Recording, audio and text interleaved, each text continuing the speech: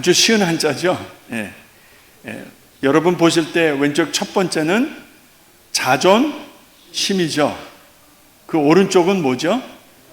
자존감이죠. 존중한다라는 의미의 존이고요.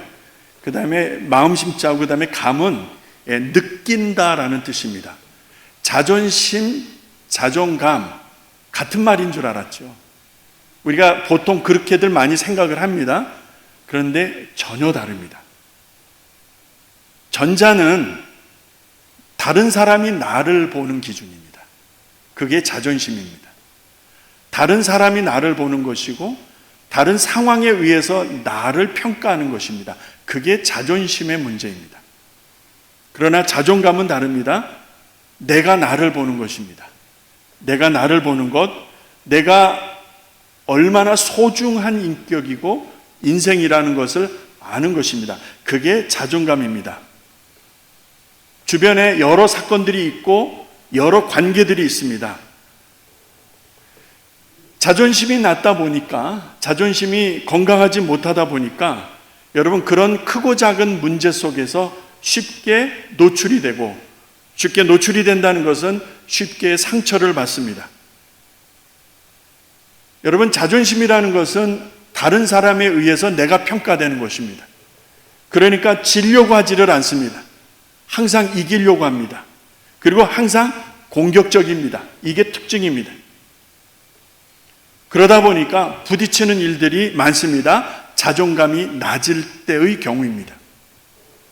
그러나 자아 존중감이라는 약자로 자존감이라고 하는 것은 내가 나를 보는 것인데요. 내가 나를 이해하는 것인데요. 내가 얼마나 귀한 존재인가라는 것을 분명히 아는 사람들은 한결같습니다. 물론 약간의 높고 낮음, 좌우로 흔들리는 것이 있을 수 있지만 자존감이 강한 사람, 자존감이 건강한 사람은 흔들리지가 않습니다. 마음이 상하는 일이 있죠. 견디기가 어려운 일이 있을 수 있죠.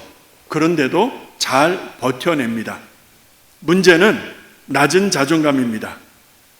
이 낮은 자존감이 우리들의 삶 속에 얼마나 충동적인가, 얼마나 감정적인가, 화를 내고 그리고 뒤늦은 후회를 하고 평소의 말과 행동 속에서 우리는 자존감으로 인한 문제들을 많이 경험합니다. 그것이 얼마나 관계 속에 공동체 안에 큰 문제를 야기하는지도 잘 알고 있습니다. 여러분과 제가 건강한 자존감을 가질 수 있는 방법이 필요합니다. 다른 사람에 의해 함부로 평가되고 그래서 공격적이고 방어적인 나의 병든 낮은 자존감을 극복하고 건강한 자존감을 가질 수 있는 그 방법, 오늘 그 방법을 가지고 여러분과 제가 하나님의 형상회복 시리즈 첫 번째 시간을 열려고 합니다. 2주 전에는 작은 여우를 잡으라에서 서론적인 말씀을 드린 바 있습니다. 이제 본론으로 들어가는 것입니다. 연속해서 저희 교회에 손님들이 오시기 때문에 제가 2주를 설교를 못하고 손님들이 설교를 하시게 되지만은 예정된 스케줄대로 8월 말 정도까지는 연속적으로 말씀을 준비하고 있습니다. 여러분과 제가 어떤 상황에서도 흔들리지 않는 그런 건강한 자존감을 가질 수 있는 방법이 무엇일까? 언제나 어디서나 하나님의 사람으로 괜찮다 인정받을 수 있는 그런 정상적인 그리스도인의 삶이 여러분과 저에게 너무나 절실한데 그 방법이 무엇일까? 그래서 오늘 말씀 시편 100편 3절과 에베소서 2장 10절 말씀을 여러분들과 함께 시작을 하는 것입니다. 100편 3절 말씀, 여호와가 우리 하나님이신 줄은 너희가 알아야 된다는 것입니다. 하나님이 어떤 분이세요? 그는 우리를 지으신 자시오 우리는 그의 것이니. 여러분 보세요. 우리가 누구이고 하나님이 어떤 분인지를 선포하고 있는데 다시 한번 우리 외쳐보겠습니다. 시작. 여호와가 우리 하나님이신 줄 너희는 알지어다. 그는 나를 지으신 자시오 우리는 그의 것이니 그의 백성이요 그의 기르신 양이로다. 전능하사 천지를 만드신 하나님께서 나를 만드셨다는 거예요. 여러분, 시작점은 바로 이겁니다. 하나님이 나를 만드셨다는 거예요. 이거는 내가 고백하는 것이 아니라 하나님이 그렇게 선포하는 것입니다. 하나님이 나의 창조주시래요. 하나님이 나의 인생의 주인이라는 이 말씀이지요. 문제는 이 말씀을 우리가 믿느냐입니다. 여러분과 제가 믿느냐의 문제예요. 여러분, 정말 하나님께서 나를 만드셨다는 이 사실을 여러분 정말 뼛속 깊이, 가슴 깊이 믿으시면 아멘 하십시다. 오늘 여러분과 저에게, 나에게 하나님이 어떤 분이신가? 시편 100편 말고 95편에서 시편 기자가 이렇게 선포하는 것을 볼 수 있습니다. 95편 6절인데요. 오라 우리가 굽혀 경배하자. 우리를 지으신 여호와께 무릎을 꿇자. 여러분, 무릎을 꿇는다는 것, 경배한다는 것, 내 마음이 없는데 그게 가능하겠습니까? 물론 잠시 잠깐은 할 수 있어요. 사람들의 눈치도 있고 분위기도 있으니까 흉내를 낼 수 있어요. 무릎을 꿇는 척 할 수 있고, 경배하는 척 할 수 있고, 예배하는 척 할 수 있고, 기도하는 척 할 수 있어요. 그런데 시편 95편에서 말씀하시는 진심으로 우리의 마음에서부터 우러난 하나님을 경배하고 그 앞에 무릎을 꿇는 일이 가능하겠는가? 왜요? 그가 우리를 지으신 자이시기 때문에, 그가 나를 만드신 분이시고 창조하신 분이시기 때문에 마땅히 그 앞에 무릎을 꿇어야 된다는 것, 우리가 그를 경배한다는 것, 우리가 그를 예배한다는 이 선언, 이것이 그 옛날 시편 기자가 외친 옛날 고호가 아니라 오늘 여러분과 저의 고백이 되어야 되는 줄로 믿습니다. 여러분과 저에게 예배는 얼마나 소중합니까? 바쁘면 안 오시죠? 아프면 안 오시잖아요. 약속 있으면 미루시잖아요. 약속 있으면 일찍 가시잖아요. 우리 친교팀들 다 들어오셨습니까? 오늘부터 제가 하나 선포하겠습니다. 축도 끝나기 전에 나가지 마세요. 설교 끝나면들 내려가시더라고요. 아니요, 이게 예배가 아니요. 그리 하지 마세요. 우리 성도들은 내려가서 서빙하기 위해서 준비할 때 담소 나누시고 덕담 나누시고 기다리세요. 우리 친교팀들 중간에 내려가지 마세요. 앞으로는 어떤 일이 있어도 예배 다 마치고 내려가세요. 왜요? 이 예배는 하나님의 것이에요. 하나님의 것. 내가 어떻게 예배를 드리고 있는가? 내가 그분을 모르는데, 내가 그분을 인격적으로 모르는데 내 중심으로, 내 진심으로 하나님을 예배할 수 있겠는가? 넌센스.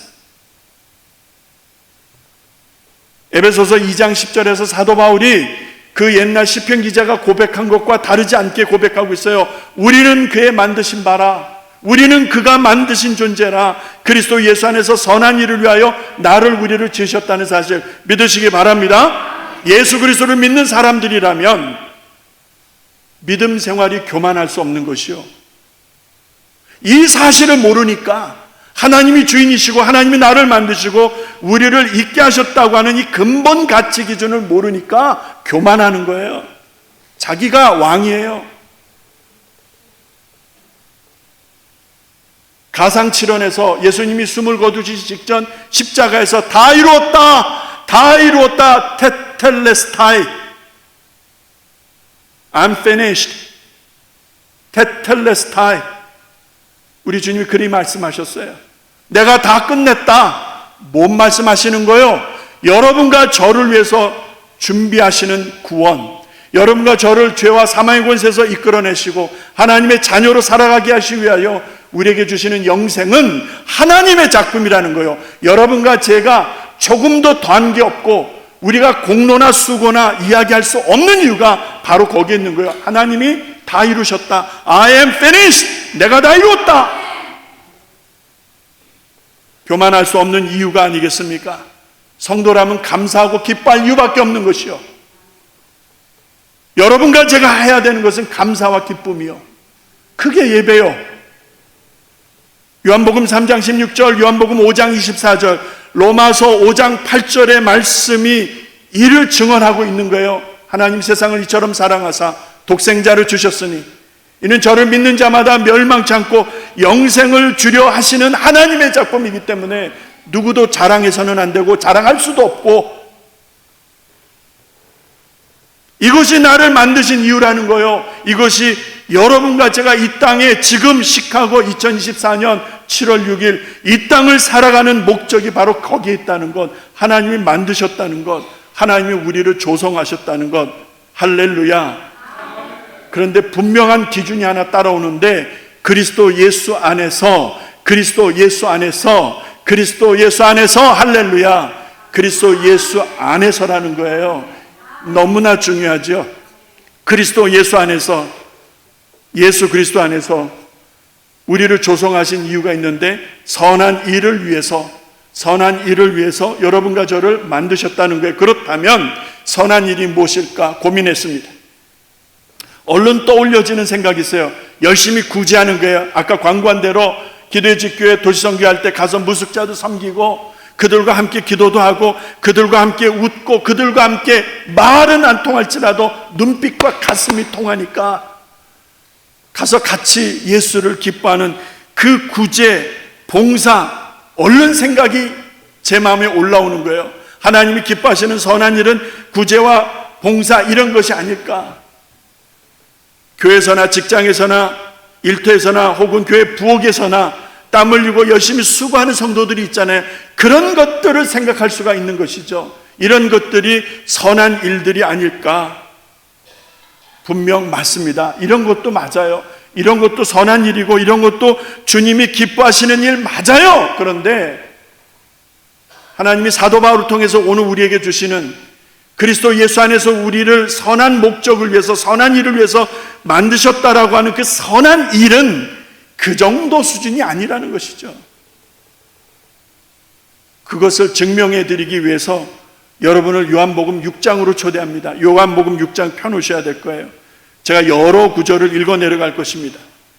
요한복음 6장의 배경은 물고기 2마리, 생선 2마리와 떡 5조각을 가지고 장정만 5,000명이 되는 그 많은 큰 무리를 예수님이 배불리 먹이신 사건이 일어납니다. 기록되어져 있어요. 들녘에 해가 질 무렵에 그 많은 사람들이 허기진 것을 불쌍히 여기신 우리 주님께서 저들을 먹이시는데, 어린아이가 제공한 그것을 제자들 통해서 받으셨을 때 기뻐 축사하시고 제자들에게 나눠주라 하시니 그 많은 사람들이 다 배불리 먹고 넉넉하게 거둔 일들을 저들이 경험합니다. 이 사람이다. 사람들이 계산이 빨라요. 계산이 빨라. 이 사람이면 되겠다. 이 사람이면 우리의 왕이 되면 되겠다. 우리의 왕이 되면 좋겠다. 저 로마의 압제로부터 서름받은 우리 민족이 살 길은 이 사람을 왕으로 삼으면 되겠다라고 작당하는 거예요. 예수님이 그거 모르셨을까요? 바로 건너편, 바다 건너편으로 가버리셨어. 그 이튿날 무리들이 또 쫓아왔어.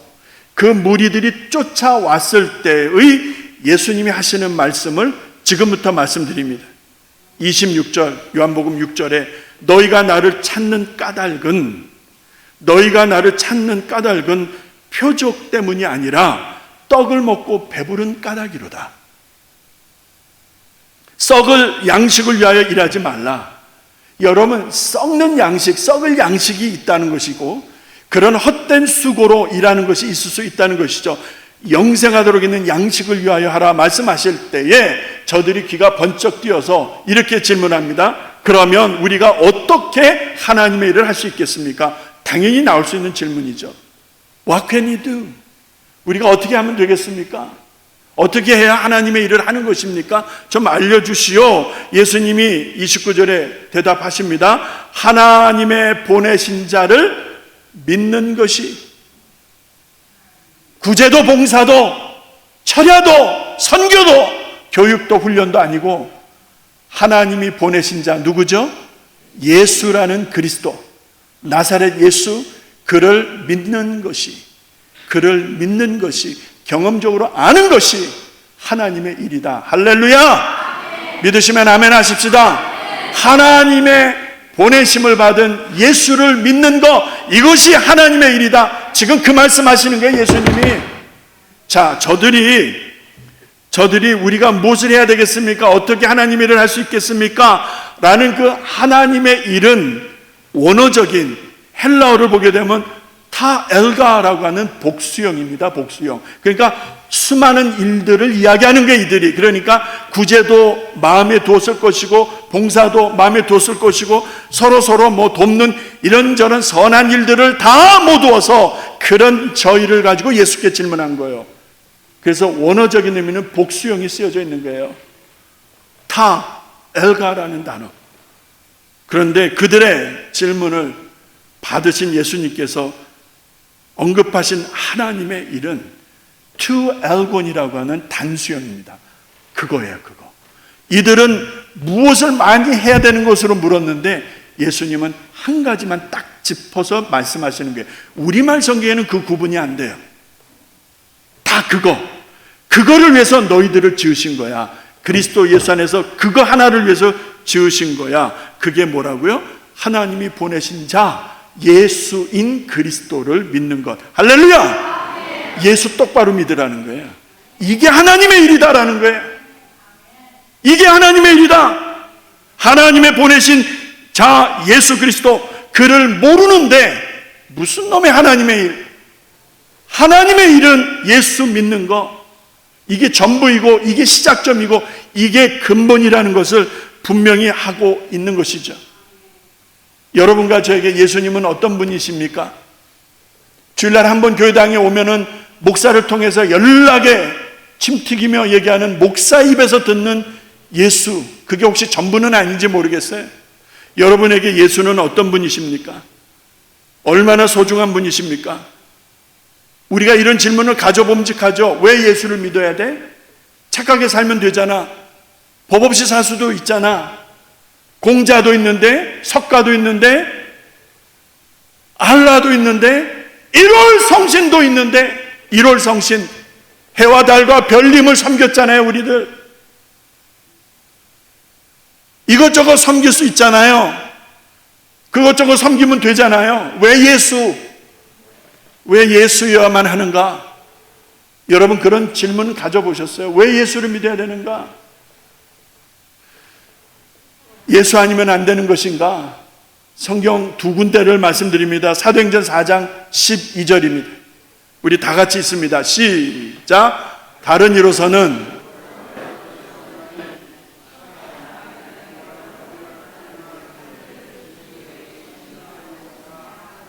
in no one else, 영어 성경 in no one else, 그 누구에게도 salvation is found.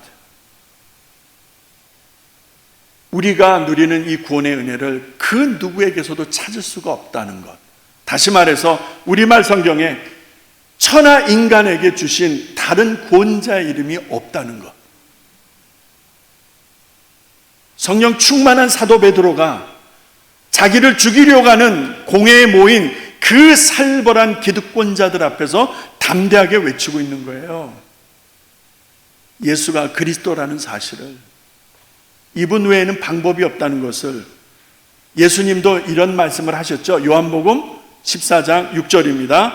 우리 같이 힘차게 읽습니다. 시작. 예수께서 가라사대 내가 곧 길이요 진리요 생명이니 나로 말미암지 않고는 아버지께로 올 자가 없느니라. No one comes. 아무도에 no one.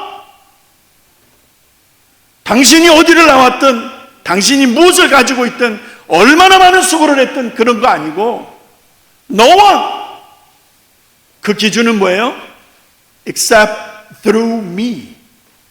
나를 통하지 아니하고서는 하나님의 나라, 저 천국, 영원한 생명을 누릴 수 없다라고 단호하게 예수님이 말씀하시잖아요. 예수 외에는 없다는 거예요. 예수님 외에는 다른 방법이 없다는 것입니다. 이 방법에는 다른 방법이 없다는 게 하늘과 땅 천지간에 우리를 구원해 줄 자가 없다는 사실을 여러분 예수님이 말씀하시고 제자들이 증명하고 성경이 이를 선포하고 있는데, 여러분에게 예수는 어떤 분이십니까? 교회 다니는 것으로 하나님의 나라 갈 수 있어요? 죄송합니다만 우리 어르신들께, 우리 성도들께, 교회 다니는 곳으로 하나님의 나라 갈 수 없어요. 교회 다니는 곳으로, 교회 다니는 철치 멤버로는 하나님의 나라 들어갈 수 없다는 것 여러분 바로 아셔야 되는 것입니다. 교회 다닌 연수가 중요하지요. 그러나 교회 다닌 연수로 크레딧을 받을 수 없다는 것, 더더욱이도 목사, 장로, 권사, 집사라는 우리에게는 꽤나 중요한 직분이죠. 그렇죠?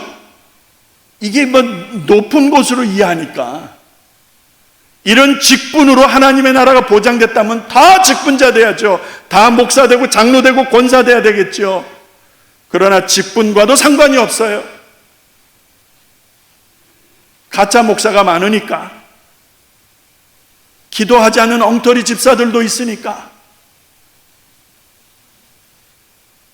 전도하지 않는 권사들도 있고, 기도하지 않는 권사들도 있고, 자기 마음대로 일을 장로들도 있고, 목사들 중에서도요, 자기 배를 채우는 사람들 얼마나 많아요. 이 직분이 하나님의 나라를 보장해 주지 않는데,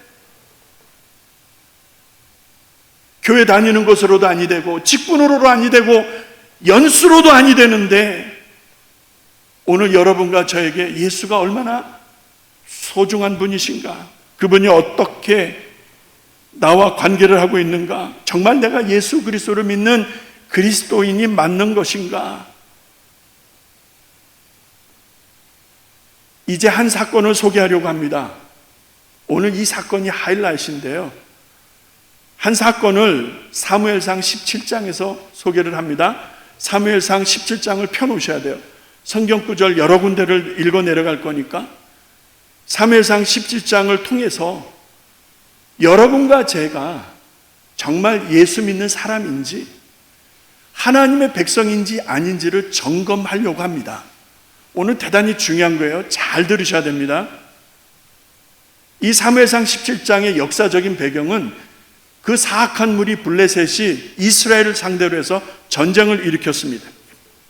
이스라엘은 절체절명의 위기를 맞게 되었어요. 잘못했다가는 나라와 민족이 송두리째 날아갈 판입니다. 설상가상 그 강력하고 사악한 블레셋 군영 안에 한 장수가 있는데, 그가 이스라엘 하나님을 조롱하고 이스라엘의 군대를 비웃고 있는데, 그의 이름이 바로 골리앗이라는 장수입니다. 6규빗 한 뼘, 한 규빗 아시죠? 이게 한 규빗, 6규빗 대충 2m 40에서 한 50 정도 나옵니다. 6규빗이면 거기다 한 뼘이라고 그랬으니까 한 20cm를 더하면은 2m 70은 되지 않겠는가? 2m 70. 거기에다가 이 골리앗이 투구를 썼어요. 그러니까 머리 하나가 더 있겠죠? 그러면 좋게 3m는 돼 보이는 사람이 아닌 괴물이 이스라엘의 하나님을 조롱하고 있습니다. 이스라엘 하나님을 비웃고 있고 이스라엘의 장수들을 비웃고 있는 이 상황을 지금 말씀하려고 하는 것입니다. 24절을 먼저 봅니다. 그 당시 상황이 어떤 상황이었는지 같이 읽습니다. 시작! 이스라엘.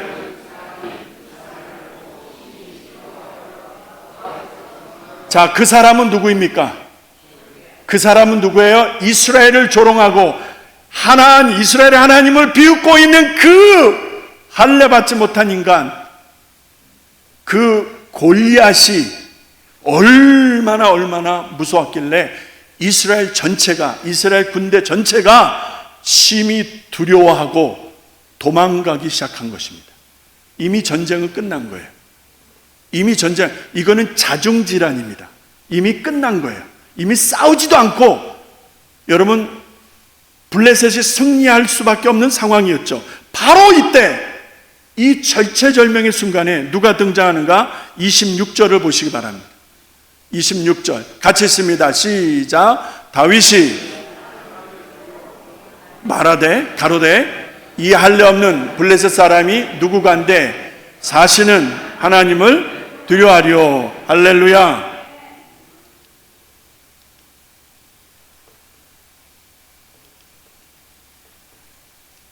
테스팅.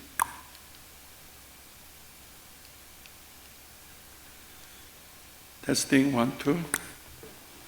불이 안 들어오네. 됐습니다. 괜찮아요. 되면 좀 앞으로 나가려고 했더니 다윗이 이 절제절명에 등장을 합니다. 등장을 하는데 이때 다윗은요 어른이 아니에요. 20이 아직 안 넘은 20살이 안 된 어린 아직 아이라고 할 수밖에 없죠. 그런데 골리앗을 보고 두려워 떨며 도망가듯 와해되고 있는 이스라엘의 장수들을 바라보면서 어린 소년이 외치는 거예요. 들어보세요. 이 할례 받지 못한 저 블레셋 사람, 저 고기 덩어리죠. 저 블레셋 사람이 도대체 무엇이관데 하나님의 군대를 모욕하느냐. 어린아이 하나가 지금 토해놓고 있는 이 고백을 누가 듣고 계실까요? 누가 듣고 계실까요? 한쪽은 무서워서 덜덜 떨고 도망가기 바쁘고 한쪽은 비웃고 조롱하고 있는 이 와중에 하나님의 마음에 쏙 드는 놀라운 신앙 고백이 선포되는데 도대체 저자가 누구냐? 이스라엘의 군대 하나님을 모욕하는 저자가 누구냐라고 선포를 하고 있는 소년 다윗을 보시기 바랍니다. 32절에 이렇게 고백을 하니까 이 말이 사울왕에게 전해졌어요. 사울왕이 다윗을 불렀습니다. 사울 앞에선 다윗이 사울왕에게 말을 하는 거예요. 들어보세요. 그를 인하여 낙심하지 마시오. 그가 누구입니까? 저 비웃고 있는 골리앗입니다. 저놈이 아무리 무서워 보여도 저를 위하여 두려워하지도 낙심하지도 마시오. 보세요. 나라는 단어는 없어요. 그건 제가 써놓은 거예요. 그냥 나!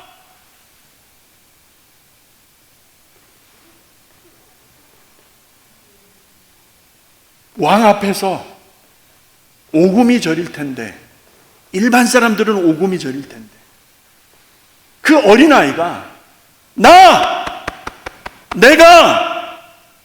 나와서 싸울 거야 이게 아니고요. 나 주의 종이 저 인간과 싸워서 반드시 이길 것이다 라는 것을 선포하는데 나 주의 종이 블레셋 사람과 싸울 것이니 낙심하지 마시오. 얼마나 멋있는 자존감입니까? 얼마나 확실한 자존감이에요. 내가 나에 대해서 확실하게 갖는 건강한 자존감. 그렇죠? 내가 싸울 것이야. 걱정하지 마시오. 이스라엘의 장수들이 다 떨고 도망가는 이 판국에 어린 소년이 하고 있는 이 말 좀 들어보세요, 여러분.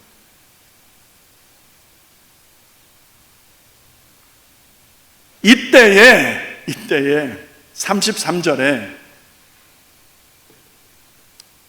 33절에 사울 왕이 뭐라고 하는지 아시오? 내가 가서 저와 싸우겠느냐? 내가 가서 저 장수와 싸우겠다고. 내가 가서 저 골리앗과 싸우겠다고. 아서 하지마. 너는 소년이고 그는 용사야. 누가 사시는 하나님의 군대, 이스라엘의 하나님의 군대를 모욕하느냐 외치는 소년과 그 다윗의 고백과 비교되는 왕의 소리를 들어보세요. 너는 소년이고 그는 용사야. 안 돼. 병든 자존심이요. 그렇죠? 골리앗에 의해서 완전히 찌그러든 정말 초라한 자존심. 안 돼. 능히 이길 수가 없어. 34절로 갑니다. 다윗이 뭐라고 그러는지 아세요? 주의 종이 아비의 양을 지킬 때 34절부터 37절까지 자기 이야기를 하는 거예요. 주의 종이 참 멋있어요. 주의 종이 내가가 아니라 내가가 자기 이름 내놓는 게 아니라 자기 자랑하는 게 아니라 주의 종이 아비의 양을 지킬 때 사자나 곰이 와서 양 새끼들을 가져가요. 그때 내가 울면서 발만 동동거린 것이 아니라 내가 따라가서 저들을 치고 새끼를 입에서 건져내고 일어나 나를 해가고자 하면은 그 수염을 잡고 그들을 쳐 죽였나이다. 아멘 좀 하시면 좋겠네, 참말로. 진짜 아멘. 아멘. 공짜잖아요. 아멘이십니까? 주의 종이 사자와 곰도 쳤은즉 36절에 그 양을 지키기 위해서, 아비의 양을 지키기 위해서 사자로부터 곰으로부터 이 양을 지켰던 내가 36절에 사시는 하나님의 군대를 모욕하는 저 할례 받지 못한 저 인간 골리앗, 그가 짐승의 하나같이 될 것이라. 자기가 찢어버리고 쳐서 양새끼를 구해냈던 그 이야기를 하면서 오늘 저 골리앗이 그렇게 될 것이요, 사울에게 당당하게 외치고 있어요. 마침내 갑옷을 입고 투구를 쓰고 칼과 창과 단창으로 무장한 그 괴물 골리앗 앞에 어린 소년 다윗이 섰습니다. 이때 골리앗이 다윗에게 이렇게 말을 합니다. 내가 나를 개로 여기는구나. 내가 나를 개로 여기고 있구나.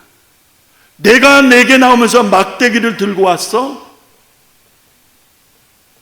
골리앗이 다윗을 저주하면서 내가 오늘 너의 고기, 내 고기, 그 다윗을 향해서 내 고기를 공중의 새들과 들짐승에게 줄 것이야 하고 조롱을 합니다.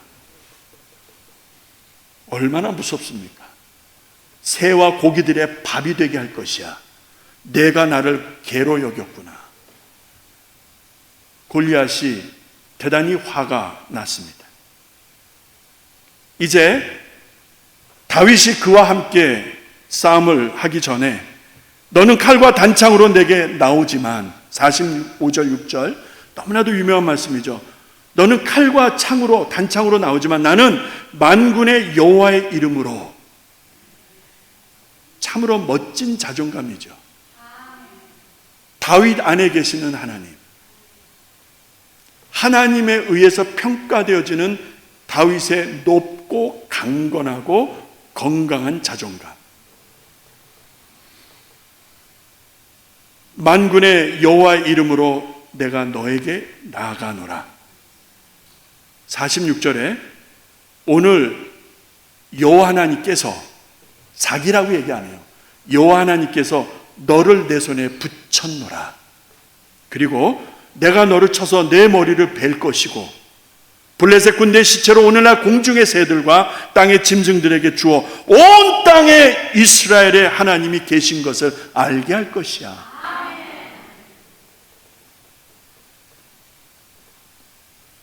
오늘 장로님 기도해 주신 대로 전쟁은 여호와 하나님께 속한 것인 것을 다윗은 알았던 거예요. 싸움은 하나님께 속한 것인 것을 아는 거예요. 내가 싸우는 것이 아니에요. 내가 어찌하려고 하는 것이 아니에요. 하나님이 하시는 일이다라는 것을, 그 원칙과 근본을 다윗이 알았던 것이죠. 오늘 너는 내 손에 하나님이 붙여주셨어. 너무나 멋있어요. 너무나 멋있어. 이스라엘의 장수들은 다 도망가다 흩어지는데 저들은 하나님을 비웃고 있는데 그 와중에 어린 소년이 하나님을 이렇게 높일 수 있나? 하나님 어찌 이렇게 높일 수 있는가? 이 전쟁이 어떻게 끝나는 거 아시잖아요. 이 전쟁이 어떻게 끝나는지 아시잖아요. 그의 칼로 목을 베고 다윗이 높이 들 때에 블레셋은 와해되어서 다 도망가 버리고 맙니다. 이스라엘을 공포로 몰아넣었던 골리앗, 이스라엘을 공포로 떨게 했던 골리앗, 이 골리앗이 오늘 여러분과 제 안에 있다는 것입니다. 모습만 다를 뿐이지, 여러분 속에, 내 속에 골리앗이 있다는 것 인정하시겠습니까? 여러분과 제 속에 골리앗이 있다는 것을 어찌할 수 있죠? 쉽게 절망하기 때문에, 쉽게 포기하기 때문에, 쉽게 미워하기 때문에, 쉽게 비난하기 때문에 기다리지를 못해요. 참지를 못해요. 하나님께 여쭤보질 않아요. 내가 분을 내기 전에, 내가 판단하기 전에 하나님의 뜻을 찾지 않아요. 내 안에, 우리 안에서 역사하는 골리앗, 이게 문제인 거예요. 이것이 2주 전에 여러분에게 말씀드렸던 포도원의 행복을 허무는 작은 여우라니까. 이게 작은 여우요.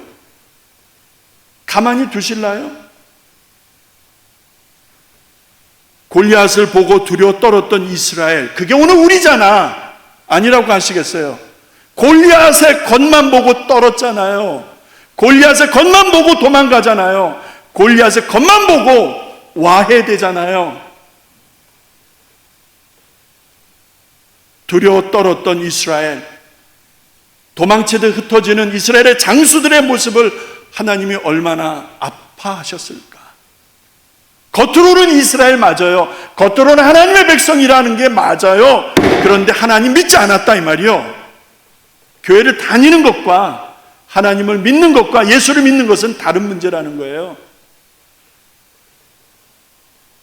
하나님의 군대고 하나님의 백성인 줄 알았는데 정작 골리앗 앞에서 그들의 실체가 다 드러난 거죠. 문제 앞에서 다 드러난 거예요. 추한 거 다 쏟아진 거예요. 비열한 거 다 쏟아지고 믿음 없는 거 다 쏟아진 것이 아니겠어. 그들은 믿는 자들이 아니었어요. 그들은 하나님을 몰랐어요. 그들은 겉으로만 이스라엘 백성인 척했지 진짜 이스라엘이 아니었다, 이 말이요. 이스라엘은 다윗 하나였었어요. 하나님을 믿지 아니하면서도 어찌 하나님의 백성이라 할 수 있는가? 이스라엘의 군대와 장수들의 모습을 보면서 오늘 다수의 교회들과 다수의 교인들을 보게 되는 것입니다. 다윗은 하나님을 알았습니다. 다윗은 하나님을 믿었습니다. 다윗은 하나님이 어떤 분인지를 사자의 입에서, 곰의 입에서 새끼들을 살려내면서 경험적으로 알았어요. 하나님이 나를 도우신다. 하나님이 나를 지키신다. 그 하나님을 바로 믿고 최선을 다해서 믿었던 다윗에게서 오늘 우리가 하나님의 은혜 속에서 지으신 바 된, 그래서 그리스도 예수 안에서 선한 일이 뭐라고요? 예수님이 뭐라 해석해 주셨어요? 하나님의 보내신 자를 믿는 것이 하나님의 일이다. 여러분, 예수 믿는 것으로 승부 두셔야 돼요. 예수 잘 믿는 목사 돼야 되고 예수 잘 믿는 성도들 돼야 돼요. 그거 하나 남는 거예요. 나중에